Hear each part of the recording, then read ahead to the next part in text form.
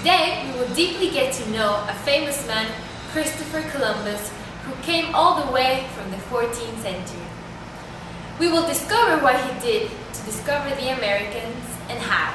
We will also listen to other opinions about him. So, let's get started! Hello, Mr. Columbus. It's a pleasure to have you here in the 21st century.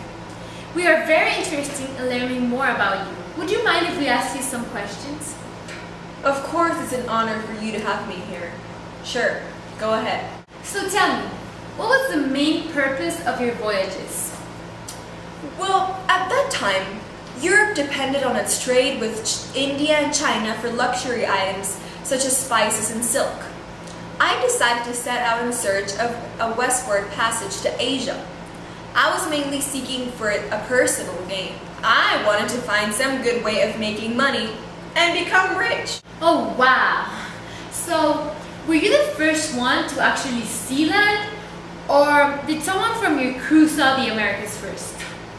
Everyone knows me for discovering the Americas first.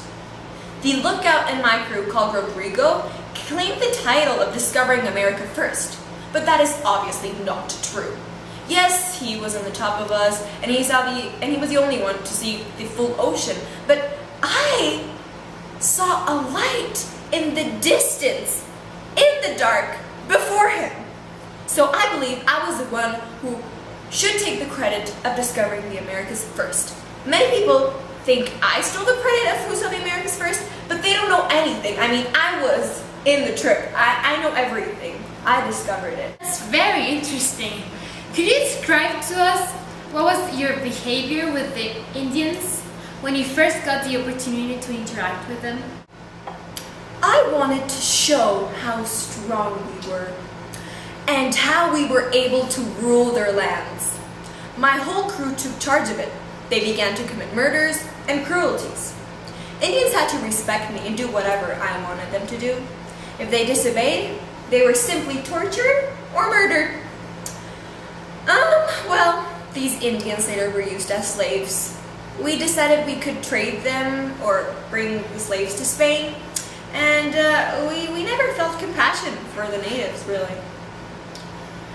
What events in your life influenced your decisions? I mean, how did these decisions change the course of history? Wow, that is a deep question. Let me think about it. Well, before I started to navigate, I was rejected several times. First by the Portuguese king and by the Spanish monarch Isabella too. This influenced my career because being rejected several times made me prepare more and choose better routes through the Atlantic. I also decided to do more voyages because I wanted to rise from my humble beginnings. The monarchs decided to support me because they thought that if I was successful, I could help Spain become better than Portugal. Becoming popular was a big event in my life, since all the newspapers had full attention on me. I had to retreat on some of my voyages in order to be sure not to fail, since returning could be dangerous. Thank you for your time, Mr. Columbus. Now we will move on with two historians that will tell us about their perspective towards Christopher. Come with us! Now, I present to you Susan Sean, a well historian who supports American Indians' rights. Hello, Mrs. Sean. Thank you very much for inviting me to be with you this morning.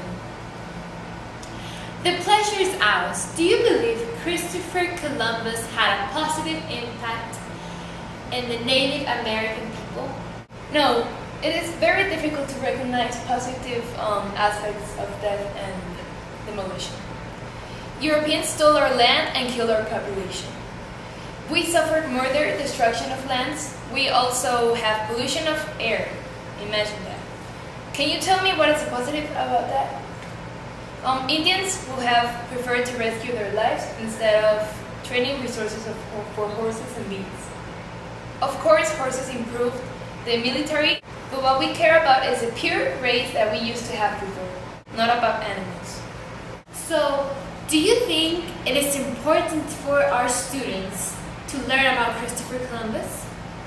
Well, it is really important for teachers to teach us how the existence of Columbus for common knowledge, you know? However, they should not make a big deal about it. Why? Because history is a myth.